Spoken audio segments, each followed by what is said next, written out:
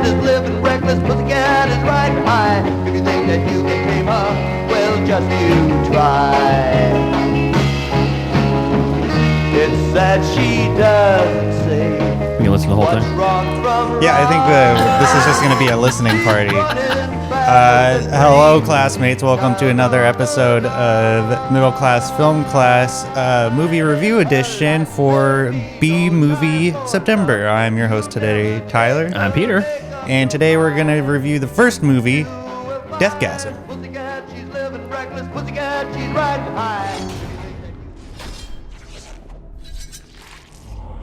Evil heavy metal that your parents hate you listening to? You know those lyrics about hell, demons, and doom? What if I told you it's all real? I know. I was there.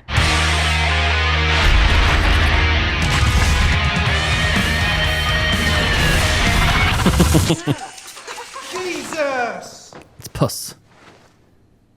It's Puss. That's me, Brody. My friends are losers, so we started a band.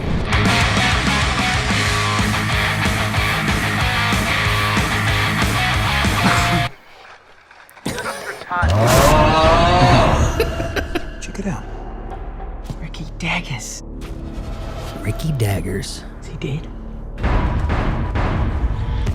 One epic discovery. Wouldn't it be crazy if the music had something to do with demons? Demons. Will destroy the world. We're all gonna die.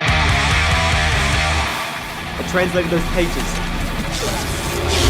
Now, people are turning crazy. Like possessed. Crazy. Possessed.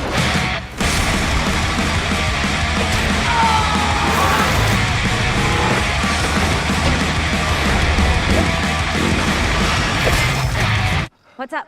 That was pretty cool, as is, I mean, the accent.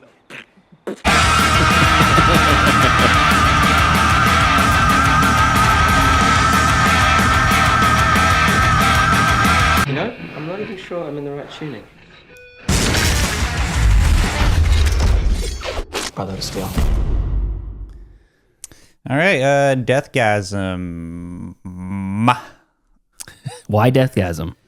Well, okay. Well, Deathgasm. I can understand why you would think that this is not a B movie. However, maybe at the end of the episode, I could have convinced you otherwise. Okay. Deathgasm, for anyone who doesn't know, is about two teenage boys unwittingly summon an ancient evil entity known as the Blind One by delving into black magic while trying to escape their mundane lives. This was a fun movie. I think it hit all of the marks for a B movie. So we'll get into some initial thoughts. Pete, this. You want to talk about B movie September? It's our first movie. Yeah, well, so B movie what do they mean to you? What's the definition? Yeah, well, B movie by definition is a low budgeted movie. I think a lot of people characterize B movies as like the cheesy, so bad they're good movies. But it's not that. It's just a low budget movie. Hence the B in the name. Isn't that an indie movie? What's the difference between an indie movie and a B movie? There's none. There's none? Yeah, it's the same thing. It's the same thing, but I think we as a society put them in different categories. So like a B movie, like some people would think it would be like something like Chopping Mall. Okay. It's something in that kind of vein. And then an indie movie would be something like Primer. Okay. Both have relatively low budgets. You said they're the same thing, though. Yeah. So like Napoleon Dynamite is a B movie? I said we as a society differentiate between what a B movie is and what an indie movie is, but in reality... You think they're the same thing? Yeah. So like Rocky or Napoleon Dynamite is a B movie? Mm-hmm. Okay. Yeah. Okay, continue. I mean, maybe I'm incorrect on that. I don't know. And quite frankly, I don't care. But this is the point of the class in the film class. And so, so Deathgasm... It is, if you Google search B movies, Deathgasm does come on a list of B movies. On the AI synopsis on top, because the AI is always right. No, actually, it was a list that me and Joseph actually found on IMDb that's listed as a B movie. But that's just somebody made that list. Mm-hmm. Some guy. Yeah, it was some guy. We trust him enough to know that his opinion holds water. I have something to say before you get into initial thoughts. Okay. Joe Bridges tweeted at me a couple days ago and said, B movie, by definition, needs to be a low budget, second part of a double feature. That's right. Typically, they were about an hour long and made very quickly. Also, they haven't really existed since the peak drive-in days of the 70s and early 80s. Okay, well... So we're going to have I don't think, by definition, the literal definition, I don't think that any of our movies are B movies. Yeah, well, I mean, we will do our best to honor that. Joe's also in the chat. He says, this is the education we get when Tyler votes for Trump. Oh, that hurts. But okay, well, Department of Education is no longer, is now the Department of War. The Department of War on intellectualism. Yeah, exactly. So yeah, initial thoughts. I know this isn't your first time, Pete, watching it, but how did you think about it this time around? I thought Deathgasm was pretty good. Yeah, I liked it. I think that I wouldn't consider it a B movie. Like first, I said that last week. It doesn't seem like it's. Why don't you think it's a B movie? I don't feel ignoring the definition that Joe Bridges gave you. So my definition is basically not low budget, but like ultra low budget. Ultra low budget in the sense that, and I know that the original, I mean, English is an evolving language, so terminology changes over time, and what was called a B movie back then disappeared when we stopped having double features, you know? So people who are still using that terminology today, which is a lot of people, if they're not talking about the classics and like the 60s, 70s, and 80s B movies, a lot of people just think of them like, I don't know, like low budget creature features, right? Or funky, shorter movies that are definitely very, very low budget. And you can tell that they're not hiring good talent. They're not taking a lot of extra takes. They're just, you get what you get with it. Yeah. So having seen Deathgasm, I felt like this was, although it is a low budget movie and it is an indie movie, it's, the production quality is pretty damn good. Mm-hmm. And it felt like, Joe says B movies today would be like cheap movies that go straight to Tubi. That's a fucking great analogy. Yeah. But this one just feels too polished and like too good in a way. Again, that's just me having seen it already. Yeah. But demonic metal band of kids who find a scroll and summon an evil demon from the 9th dimension or whatever, and they have to defeat it by playing heavy metal music. It sounds perfect for that synopsis, or for that that genre. On paper, it hits the marks. Yeah, it does. And after having seen it again for the first time I watched it was like, how fun is this? Yeah, really great. Doesn't take itself too seriously. Very, very much over the top gore. There's gratuitous nudity and... No, there isn't. Yeah, sure there is. There's like 2 scenes. Yeah, there's on the mountaintop, the lightning strikes the girl and her boobs come out from the shirt or whatever. That's right. Yeah. And then like the mistress, maiden, whatever, the lightning bolts are coming out. She rips her... She just takes her, pulls her robe off and is like, take me, oh blind one or whatever one.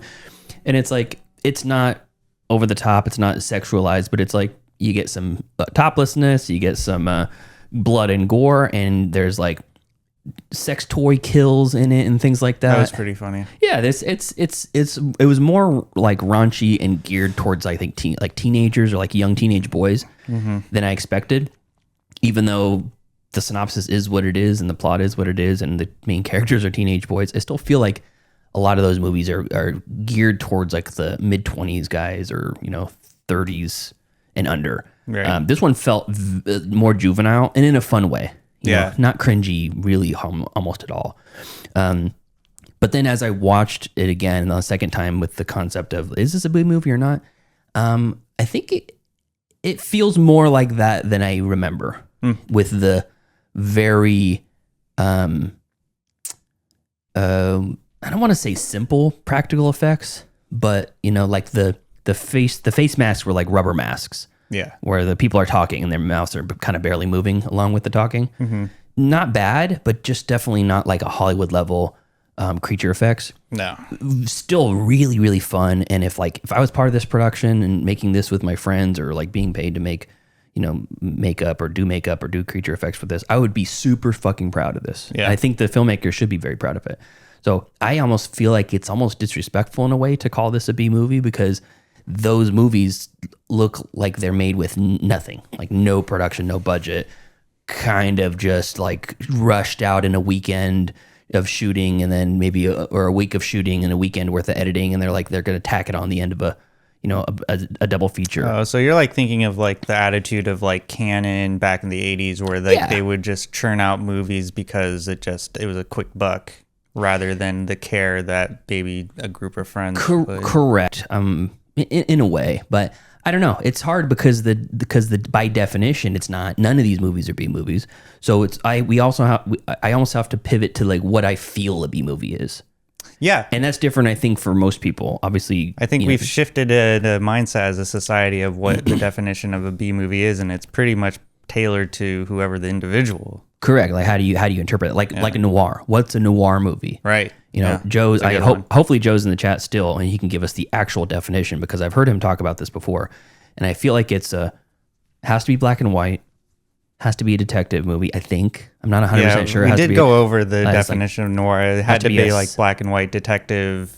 I don't know the other specifics, but some people will say, oh, that's a great noir, or it feels like a noir. It's a neo noir. And I don't know if those, by definition, those are all just bullshit. Mm-hmm. Kind of like if you would just go by the straight definition of B movie, there's not that many of them out there. Yeah. At least not a lot that people like us know. Yeah, it would take some digging to find something like that. Yeah. But I mean, it's good to know the definition. But again, like you said, in the English language, words change over time. Yeah, and culturally, Yeah. So anyways, like what was a hippie in 1969 versus what's considered a hippie today? Very different. You think so? I think so. I think it's still more or less the same. But per noir scholars is feeling as well, it's not a genre. Oh, interesting. Didn't know that. It's cool. So it's just a vibe. It's just a vibe. It's a vibe, bro. Yeah. So anyways, as far as the vibe of Deathgasm, very fun. Cool. I had a great time with it on a second watch. Nice. Yeah, this was a first time watch for me. I think the only thing I knew about this movie was the main character Brody dressed up or face painted like a black metal artist, eating an ice cream cone with a blonde haired, blue eyed preppy girl. Yeah, if you just Google Deathgasm, that's usually the picture you see. That's what I was familiar with, and I think I like reblogged that like on Tumblr years ago, saying this is me and which is now my current ex. Yeah. But upon initial thoughts, it's lukewarm on it. I do consider it a B movie because the acting isn't great. It has the story of a B movie, like we were saying. Like on paper, like if this movie was made in like the late 80s, like I think it would probably be have a little bit more of a cult status, because it is polished. And like if I worked on that production, I would be damn proud of the product that was the final product. On its own, it's like I struggled to like it, because it's definitely in my lane, because I love metal. But there's some egregious, especially in the trailer, it's assumed that they like black metal and death metal, but in the trailer, the song they used is thrash metal. Yeah. And then if you look in the kids' room, like there's posters of different metal bands, but I feel like the creator, the director, was going for, well, these kids are black metal kids, but then they're liking all the stuff that black metal kids would hate. So that took me out of the movie a little bit, because I was kind of like, come on, like when I was really into black metal, like I was definitely like an elitist when I was like 15 years old. What do you mean? Like and be like, this genre sucks. That's not real metal. Like I only listen to black metal on my Walkman. Like, just like real black metal, just really edgy. I mean, obviously I grew out of that fairly quickly because all my other friends were into thrash metal. Regardless of that yarn, I feel like genres of music are like colors. Like if you say something's blue, it's only blue in comparison to something else. Yeah. You know, there's 100 million shades of blue, but when you look at it compared to like a bluish green compared to a red would just look like blue. But if you compare it to a true like forest green, then it looks closer to the green or whatever. Yeah, I get that. So like thrash metal, grindcore, horrorcore, goblincore, death metal, speed metal, thrash metal.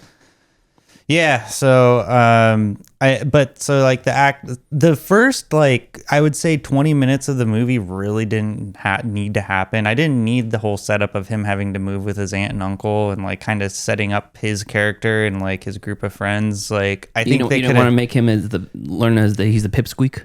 I think it could have been a little bit more condensed and then leaned more into the supernatural stuff instead of having the supernatural stuff being like the last, what was it, like 50 minutes of the movie. That's half of the movie. When you have that much like practical effects going on, every minute that it's on screen, you're spending a lot of money on the production. True. It's like when people complain about Godzilla movies not having enough Godzilla in it. It's like, well, that's the expensive part. Yeah. Even you CG Godzilla into it. In my opinion, what I think classifies it as a B movie though is just how like shitty the love story was, like how superficial everything was. The new friend coming into his life, he's like the chaotic force that he's never really had in his life. Kind of helps him grow up a little bit throughout the movie too, to help him mature. I think this is definitely a movie that I would have liked in high school for sure. I would have loved this movie in high school. Now, I'm really surprised you didn't really enjoy it that much. I appreciate it for what it is. I think it just should have been I think there is a little bit more to work with as far as like the charisma of the story. There is a little bit more to be desired, but that overall, like, I enjoyed myself, and I think that aside from like the weird choices of having them like all kinds of metal, but then not, it was like them flip-flopping. I didn't really like that. But that's very nitpicky. You're picking nits. You're trying to find some nits. Exactly. But overall, it was okay. Okay. It was okay. Do you regret your decision? I do, actually. I do, because I was thinking about it. Had I had more, I did actually. I was gonna say I had all the time in the world to pick one, and I procrastinated until while we were alive to pick one, and I kind of just panic picked. I should have. Shame. I shoulda, coulda, woulda, but. But what would you have picked instead? I don't know. See, like I still procrastinated, and I still procrastinated even now. But I figured what's done is done. So, you want to hear Joseph's review? Sure. Okay. Joe is off today. We didn't mention that at the beginning because we were live and we said it in the last episode. But yeah, Joe's doing he's shooting a short or some sort of project this weekend and next weekend. So we won't have him next weekend either. But for Deathgasm, he watched it yesterday. He says, while the practical effects and the over-the-top nature of the film are well done, it unfortunately felt wasted because the storytelling and writing just didn't connect for me. I would have hoped to see a bit more of the alleged benefits of the summoning of the demons in the first place before shit really hit the fan. But it kind of just goes from 0 to 100 almost immediately. It felt like there may have been more written or maybe even more shot for the film, but was left out of the final cut. It just felt like something was missing. B-. Wow. Yeah. I mean, I feel like he took the movie down, but still graded it pretty high. Yeah, I think the practical effects and over-the-top nature of the film is well done. And that carries a big portion of it. You know, at least that's what he said. So, of all your metal bands or thrash core or whatever you want to call it, what are some of your favorites? Well, of course, I'm a huge fan of Emperor.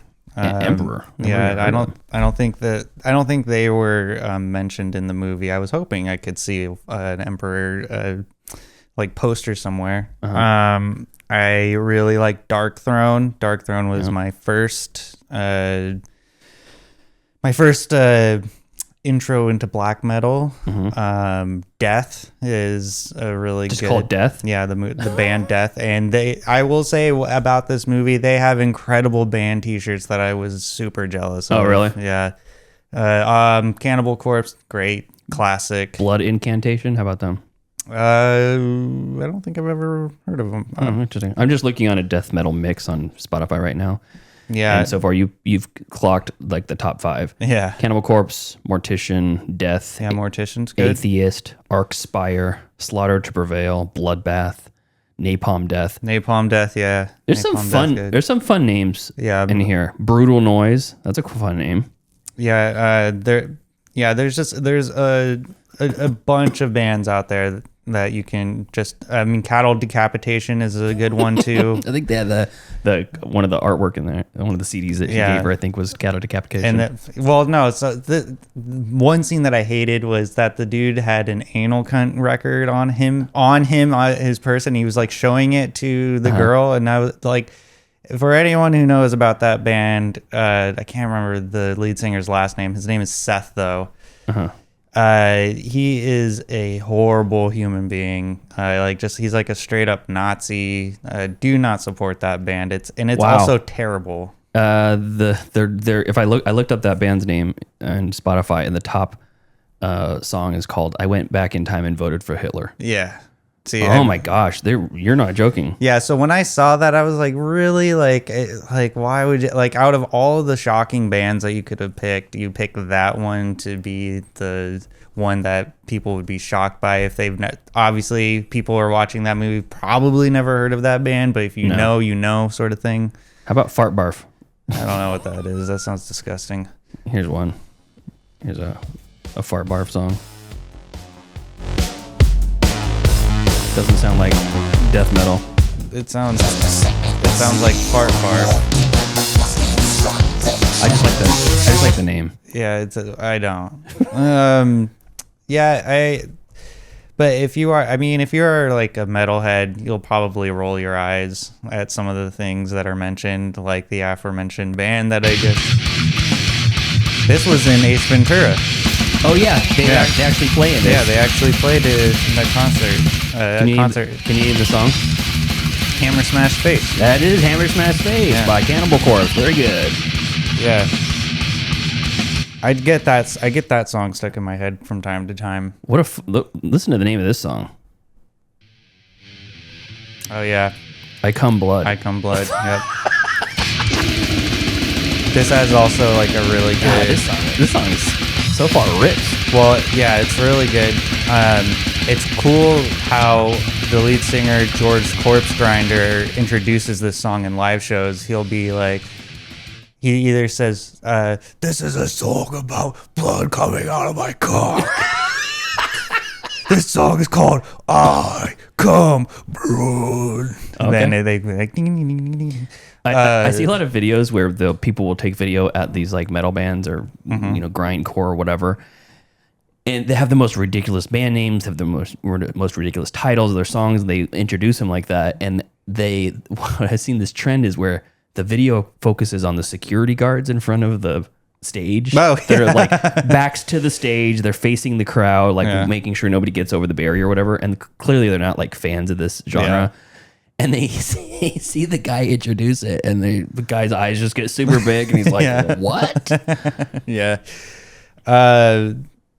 I don't like. So Deathgasm is the band name in the movie for the kids, because the kids want to start a band, and then this kid name, was it Max? Zach. Oh, Zach. Zach with 2 Ks. Yeah, Zach comes into the fold, and he has a really killer ass bass. I really liked his style. He looked really cool. I like the chain for the strap. That was pretty cool.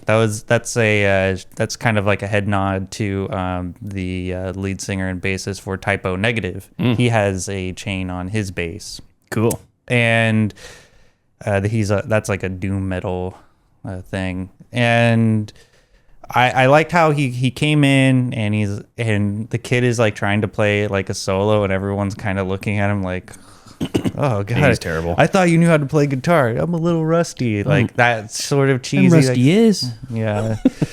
A couple comments in the chat. This is back to noirs. Joe Bridges says, a lot of noir were B movies. They were so-called from the Poverty Row studios of Hollywood, which shoved out around 40 or 60 movies a year. Most of those were pretty boring. Okay. And he said, I thought Letterboxd would have a good B movie list to choose from. Not really. I guess the definition is so lost that most people really don't know what constitutes one. Well, I mean, fair enough. From the like a movie historian standpoint, it has a true definition, and from like the modern standpoint, it's evolved.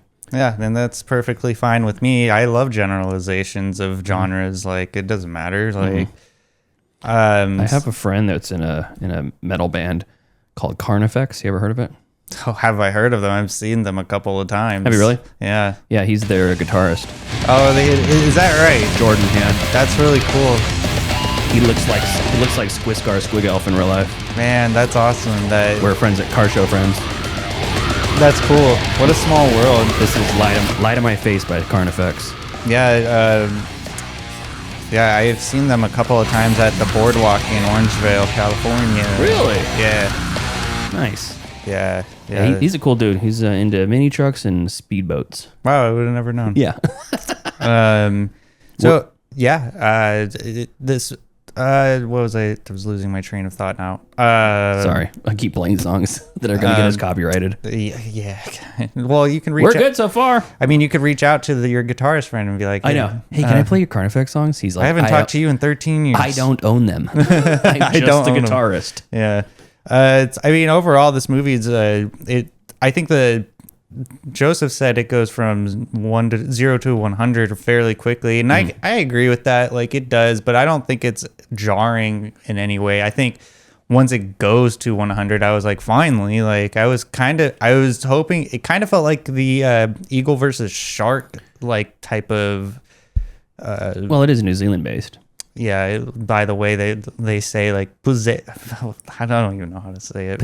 Possessed. Yeah. I was wondering if it was New Zealand, and then I just assumed. I was like, this. Yeah, the opening credits, they says it's sponsored by the New Zealand Film Board. Is it? Oh, I completely missed that. Most countries that are not America have those, like Canadian Film Board, Australian Film Board, New Zealand Film Board. If you ever watch movies from those places, it'll usually say, oh, yeah, they're giving funds and essentially to create commerce in their country rather than subbing it out to Hollywood. Well, that's really nice. Like, their Yeah, countries cool. care about creators, where we art. live in a hellscape for creators. I know. Yeah, so when it goes to 100, it doesn't feel jarring for me at all. It was kind of like a relief. I was like, finally, now we're gonna get some action, because that's the whole time I was waiting for it. And like I thought it was boring up until that point. And then you didn't like sympathize with the characters at all? No, not really. I liked the main character, Brody. He was nice. He seemed like a little unsure of himself, but still not like a poser. Still like a young guy coming into his own to, finding himself in that lifestyle. Yeah, absolutely. And there's no one in town that is into that shit except for this other asshole guy, Zach, who he idolizes somehow. Yeah. And unfortunately, if you're in a very niche subculture and there's no one around you that is like that, sometimes you're basically hanging out with people you maybe not even like, just because you share interests, Yeah, I can kind of relate to that in a way. I felt related to that, yeah. But there was a lot of metalheads and punk rockers within my social circle. They were just not the they weren't great people. Yeah, exactly. But so I mean, I agree. Like, I like the kid a lot. I think Brody was. I thought Zach was an interesting character. He played a D-bag really, really well. Yeah. He tries to be edgy, but he really has a soft spot. Like, he's lonely and he takes it out on his friends. I think him stealing the girl was just abhorrent behavior. Yeah, what a dickhead. I liked when there's a close-up shot of him and he's siphoning petrol out of a car, and you don't see what kind of car it is, and she just walks by and is like, "Are you stealing petrol?" "Nah, it's diesel." And he's also smoking a cigarette while he's doing it. It's dangerous. I thought that I was like, oh, what a dumbass. But if you know anything about diesel, it has a low flammability. Yeah, it's much less dangerous than gasoline, but Yeah. still not smart. Yeah. And then she goes, "Don't you feel bad?" He goes, "No." And it cuts back to a wide shot, and it's an ambulance he's stealing gas out of. I'm like, okay, that's funny. There's some good sight gags like that. Yeah, but it's kind of like, wow, like what do you need the diesel for, son? Fuck, who knows? Like, He's gonna sell it. yes. Go to the gas station, sell it for $10 or for like $1 less per gallon. Yeah, I'd be or like- a liter. Yeah, just like I'd like to return this canister of diesel. I know You can It keep didn't- the canister. It didn't meet my specifications. Yeah. But I liked the gore. I liked like when some of the Yeah. adults get taken over by the demons, like the teacher's shitting blood out constantly. Yeah. While he's like at the whiteboard. I did laugh at That was pretty That funny. was funny. And then he pukes continually on the girl in the front row. That was good. The first kill was they have like the angle grinder to the uncle. No, it's his dad. It's Zach's dad. Yeah. Okay, Zach's dad.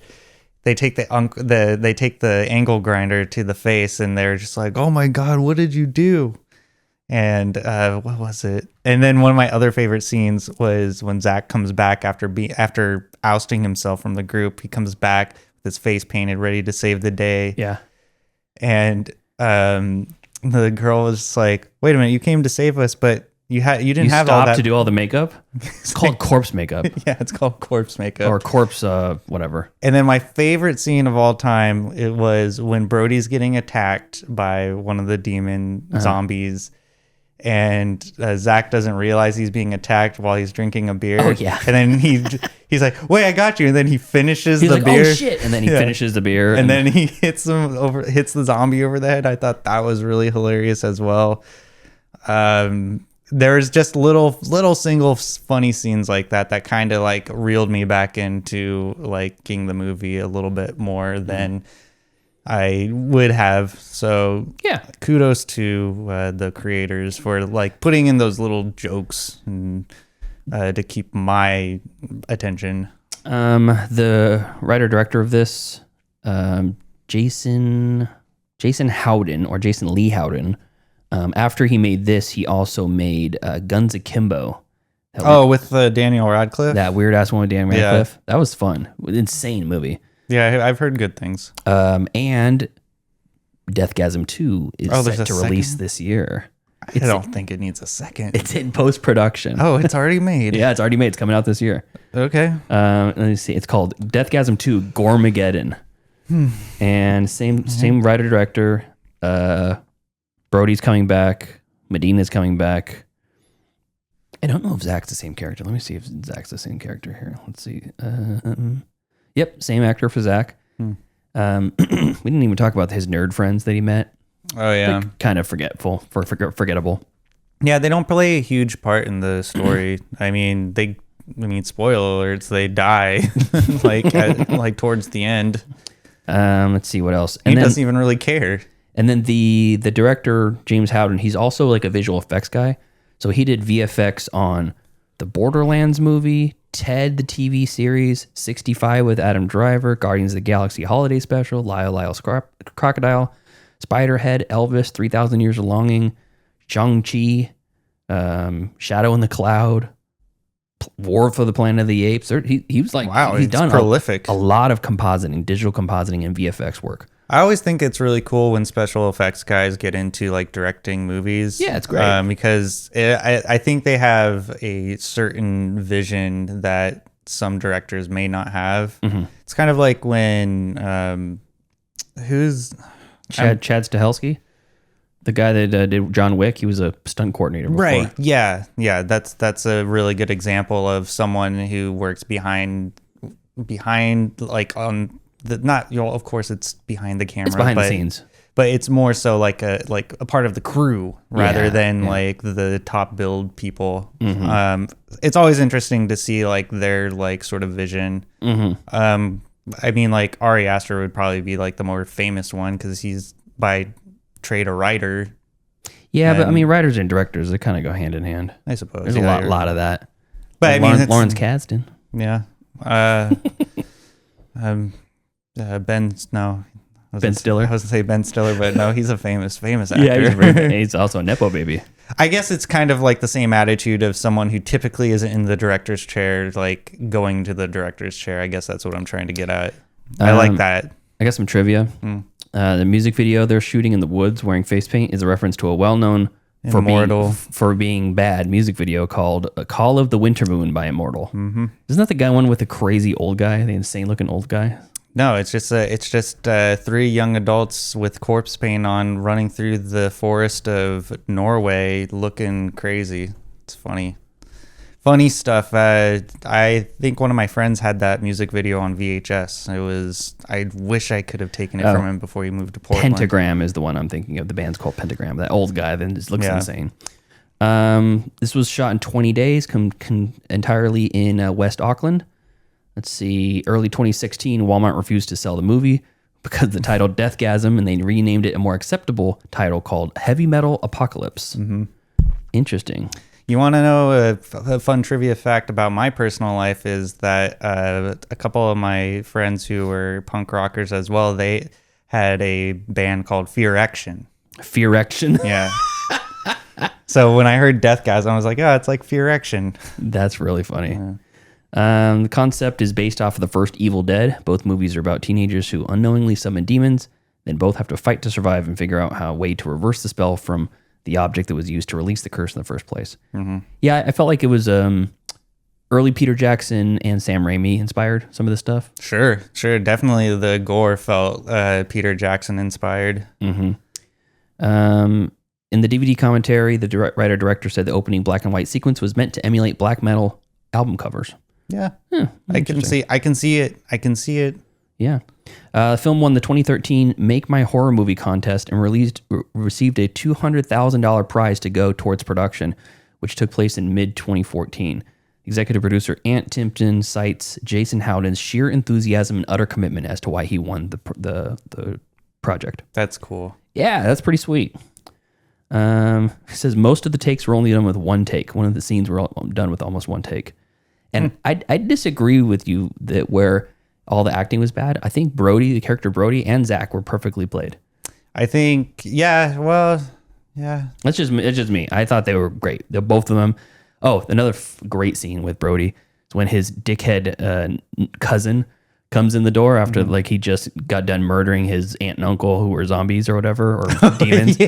Cousin comes in the door. He's like, what the fuck is going on here? And then he just chainsaws his head off. I don't think he was one of them. Oh yeah. He's definitely one of them. He was definitely a demon. He said something about Satan worshiping or something. He's like, I didn't hear that. Well, I did. Yeah. That was like Homer killing zombie Flanders. You know what? As much as I found that scene hilarious, I didn't like Zach's reaction to it. I thought he would have been a little bit more, have more respect for Brody. Even like, yeah, he killed a guy. I kind of expected him to give him a little nod after that too. Yeah, but I was like, all right, whatever. I mean, I also liked how they, they're all into like this like devil worship imagery, like gore, like blood and stuff. Even their handshake is so cool. Like they just do this and then like, yeah, that's a great handshake. I thought that was really awesome. But then when it comes to the actual real life shit of like doing black magic and like summoning demons, they're scared shitless, and you kind of not realize, but you understand, well, these are just kids. Like I would react in the same way if I was 15 and I summoned a demon. And oh, interesting. Many of the ways that the characters or the demons die contain references to songs like Hammer Smashed Face, the band called Brain Drill, and Zach's line about having his testicles grabbed, a reference to Cannibal Corpse's I Come Blood. Yeah, that's funny. I didn't realize that. Yeah. So I mean, yeah, if you're a metalhead, you'll get those, like with the Immortal like inspired music video sequence. Like as soon as they did that, I was like, yeah, that's cool. I always wanted to do that when I was a kid. What's your take on Death Clock? Metalocalypse? Yeah, the band Death Clock. Oh man, Brendan Small is great. He is incredible guitarist, really good songwriter, and his vocals are just spot on. I've had the opportunity to hate, but we hate you. You brainless impudence. Yeah, very good. Love it. Yeah. his overall his tone that he uses for his music is just really unique and really awesome. It's like whisper growling. Yeah. Shout out to Crank Amps for providing that tone for Death Clock. Oh, really? Yeah, it's I think he uses I can't remember the exact model. I wanted to get one, but they're like $1,200, so they're very expensive. But they sound really good, and if you like to play metal music, all you need is a Gibson Explorer, preferably all black with 2 EMG pickups, and then a crank amp, and then you're good to make a rich kid's. Look at you gatekeeping. How is it gatekeeping? All you need is these 5 very specific expensive things. Yeah, I mean, like, that's kind of like with any hobby. Like, they always, I hate the mantra of professionals saying, like, oh, you don't need the expensive stuff to be successful. It's like, well, then you don't need the expensive stuff to be successful. Why aren't you recording on some crappy equipment? Yes, you do need talent, and ultimately you need the talent, but also the equipment helps a lot. Like, I mean, look at us right here. Like, we started out with like Blue Yeti mics. Yeah. And that sounded okay, but it doesn't sound like the polished product we have now. And also we were a little bit more confident we on went we went from tens of listeners to hundreds. Still tens of listeners. Wow. 5 years later. Yeah, that's true. But I mean, I think a little bit. I think we've garnered more respect from our peers. Joe Bridges would beg to differ. Joe Bridges, I don't know who that man is. Oh, he says that's your RFK impression was a 2.6, by the the way. Jesus, with his out of 10. Fucking standards are way too high. It's not It's not your best work. It's not your Obama. I'll say that. So yeah, that's true. Anyways, I bring up Death Clock because I feel like they're one of the more accessible metal bands because it's a quote unquote fake band, but it's legit. It's legit real music, and they do play concerts. They've toured. Yes, he does. And he brings in stand-ins. It's a band. But I like it because if you're thinking I don't really want to get into like anal cunt or any of these other don't get into that regardless. Yeah, I don't want to get into some of the like Cannibal Corpse or any of these like a little heavier shit, right? I want to get it, but I want to dip my toe into this like sort of heavier rock sort of then stuff. Listen to Metallica, you pussy. No, Metallica sucks. Are you serious? Not Metallica is not that bad. No, the old stuff is like groundbreaking. Yeah, the Black Album. Yeah, that's great. But if you want to like experiment with some of like the heavier shit, but without getting into like the ultra heavy or the people who are actually being arrested for having corpses in their basement and shit, watch Metalocalypse. It was an Adult Swim show for a while. Yeah. I think it's a lot of fun. And for every season they created an album to go along with it. Yeah. And the albums themselves were great. The first album, Death Album, was like a top selling metal album I have never been in that mindset to just dip my toe into a music genre. Like if I'm interested in something like a music genre, I'm going all in. That's why I started like when I got into metal, like first got into metal, I was like, oh, what's Dark Throne about? And once I heard it, it was like the scene in Deathgasm where she's listening to the rap and then she listens to the CD that Brody gave her, and then like her pupils like went big, and then she's just had a metal gasm, if you will. Yeah. That's how it was with me. I was like, I really like the corpse paint look. I think that looks cool. Mm-hmm.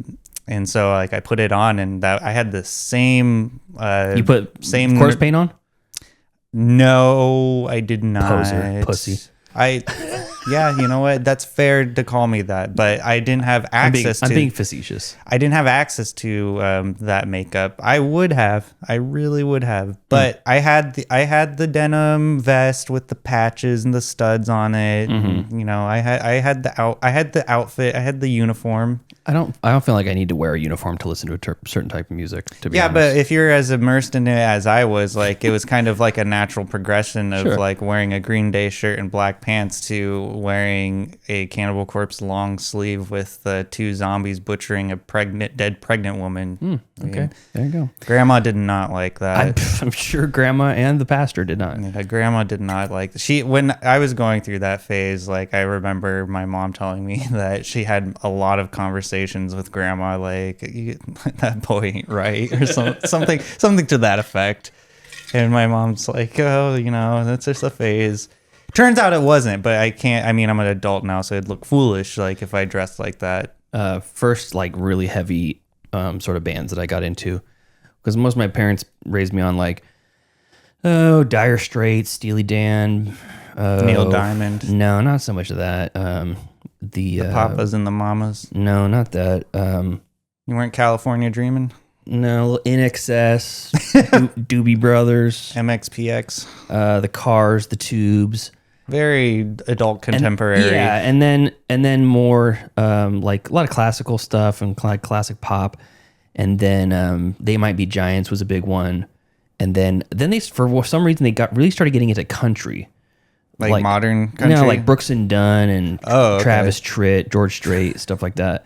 Okay. I mean, there was like new 90s modern when Watermelon Crawl and Hoochie Coochie came out originally. I was a kid and my parents were like Achy Breaky Heart. Yeah, that was a standard. So those were all the music that I was exposed to. And then like when I got into like junior high, my friends were like, "Hey, we're gonna go build dirt jumps out back behind the high school, for our bikes, and you want to come out?" And we'd go out there. And someone had a boombox and they had Slipknot's self-titled album. Oh, nice! Fuck, man, that blew my mind. That's like a epiphany right there. Yeah. It's like that's how it was for me. Like when I like first heard Black Flag, I was like, this is how music could be. Where have I been? And then it cascaded down from there. And now I like pretty much every kind of music genre. It was that, and then I got into Static X, Paramount 5000, Mudvayne, new metal. Yeah, new metal. Well, a little bit new metal, or like I don't know what you call it. Limp Bizkit. Yeah, and then it kind of fell off for a while, and then it got into stuff like Bring Me the Horizon, Asking Alexandria, and like you like those scene girls, didn't you? They liked me. So Joe Bridges has a couple things to say. He says, quote, "I had the uniform. Yes, something a non-poser definitely says." And also, 90s country is pop music. It's not really country. I agree with that. Yeah, well, I'm being self-effacing, Joe. He's standing in front of you nude, warts and all. I mean, how much more can you describe it? It's just it's a uniform. It is a uniform. I mean, it's a fun uniform. Don't get me wrong. It's like, two things can be true. So, anything else? No. Let's grade Deathgasm, Pete. Joseph gave it a B-. I'll probably give it a B. Almost a B+. Yeah. The story, again, the broad strokes of the story, fun, but the dialogue was okay at times and very lacking at times. You could tell it was a very low budget movie. You could tell they did stuff in maybe not so many takes or whatever. Yeah. But again, you have young actors, not necessarily fully established. They're all New Zealand based, so it's a much smaller pool of professional actors out there, and but the practical effects were really great. I thought that I had a lot of fun with it. It gave me vibes of Peter Jackson, Sam Raimi, and those are great things to be compared to. Yeah. So I had a lot of fun with it. B. Yeah, I'm in the same camp. I'll give it a solid B too. Again, just the I did, regardless of my nitpicking of the metal references, I still like that they referenced like cool metal stuff. Yeah. And I think the story was good. The gore was fantastic. And I mean, it's just it's a fun movie. I can definitely see myself watching it again. Okay. If I you watch the second one, you can watch the sequel. I don't know. I'm undecided. Let's do it. It's covered on the show. All right, fine. All right. So that's it for Deathgasm. All right. Oops, this is still playing. Oh, well, cool. So we have next week's gonna be my movie, right? Since I guess we're gonna have to do it that way, because then next week it'll be Joseph, and the week after that it'll be Joseph, and he'll be back. Okay, cool. So what was your movie again, or did you change it? Nope, I'm gonna give it to you right now. Same movie. Yeah. And I just, for the music, I looked up B-movie soundtrack, and this is from Faster Pussycat Kill Kill. I feel like I would listen to this music thinking I was the main character in real life. Just like riding my bike, just like, main character. Seems like something Tarantino would have in his movies. Yeah, I can see a Tarantino movie having this song. All right, so my movie that we're going to be watching next week is called Deadly Spawn, or is it The Deadly Spawn? It's The Deadly Spawn. The Deadly Spawn. Yes, so this is from 1983. It's streaming on Shudder, Philo, and AMC Plus. Mm-hmm. So Shudder's pretty easily accessible. I have it through Amazon Prime. And let's see here. See if there's any recommendations based off of this. Sometimes it'll tell you similar movies. Similar movies you can watch for free. Vampiros Lesbos. Nice. And Killer Workout. And Bloody Friday. Bloody Friday. Yeah. I like the vampire lesbian one. I'm sure you do. Okay, so I'll give you the synopsis here. The Deadly Spawn is a... Oh, no, that's not that one. Where is the synopsis on this damn thing? Oh, here it is. When a meteorite touches down in the New Jersey woods... I swear to fucking God. The New Jersey woods. Look at this. Just watch. Are you kidding me? Don't go on IMDb like everyone else. Okay, yeah, let's do that. Just watch. Well, that tells you where it's streaming. Antiquated. Antiquated? Antiquated. Well, it tells you where to watch it. Okay, Deadly Spawn. Here we go. Okay. Alien creatures invade a small town and 4 teenagers, along with a young boy, attempt to escape from them. They're pretty straightforward. Directed by Douglas McCown. Written by Douglas McCown and Ted Boas and John Dodds. Starring people you've never seen before because this was all everyone's first time making a movie. Nice. Yeah. That should be fun. Very, very, very, very low budget. Let's see here. Some trivia just to give you a little bit of taste. Gene Simmons from Kiss currently owns the prop of the severed head of the kid's mother. It was given to him by Tim Sullivan when he interviewed Simmons for Fangoria in 1983. Sullivan awesome. was a PA on the set of the film and then went on to produce Detroit Rock City and write and direct 2001 Maniacs and Driftwood. Man, I feel like I bet you Glenn Danzig was just like seething. Mm-hmm. Bet he wanted that. The effects of the mini spawn slithering across the floor in the basement was achieved by cutting an S, wriggling onto the floor, and pulling the spawns along under the floor. Interesting. So they cut like an S shape in the floorboards, and then they pulled them along under the floorboards. Cool. Yeah. All right. That should be where can we watch it? We already talked about that. Shudder. Oh. Yeah. Shudder, AMC Plus. That's right. Yeah. On Just Watch, after all. I have the attention span of the Deadly Spawn. It's okay. Yeah. So I like this one a lot. It feels like it's more of a creature feature than a B movie, but it's more of a B movie than Deathgasm is. So. Sure. So that's that. All right. Anything else? I think that's it. All right. So thank you to our cool ass yard duties over on Patreon. That's Javier, Heather, Michael, and Chris. And thank you to everyone in the chat, specifically Joe Bridges on the second half for keeping us company as we talk about Deathgasm. Yeah. And thanks for educating us a little bit. We don't pretend to be the teachers in this film class. We are the part of the class as well. Yeah. Half this shit we're doing. I mean, the reason why we changed this format to talk about one genre per month is so we can learn about it. Yeah. I didn't know anything about spaghetti westerns beforehand. Neither did I. And that was a really fun one. Yeah, that was our first one. I think we hit it out of the park. Yeah, that was good. So, anyways, until next time. Thank you for joining us as we talk about Deathgasm, the New Zealand death metal, what do you want to call it? Fantasy adventure action movie. Yeah. Yeah, a lot of fun. Follow us next week as we review Deadly Spawn. Watch it on Shudder so you can chime in along with us as you watch our review next week. Follow us on Facebook, facebook.com/MCFC podcast, and send us an email, mcfcpodcast@gmail.com. And follow us on Instagram at Middle Class Film Class and on TikTok at Middle Class Film Class as well. All right, everybody, we appreciate it. We'll see you next time. See ya. This is a song about blood coming out of my cock. Class dismissed. I gotta get out of here. The bell doesn't dismiss you. I dismiss you. You're free to go. See you next week. See you later. See you later. That's a wrap. Great show.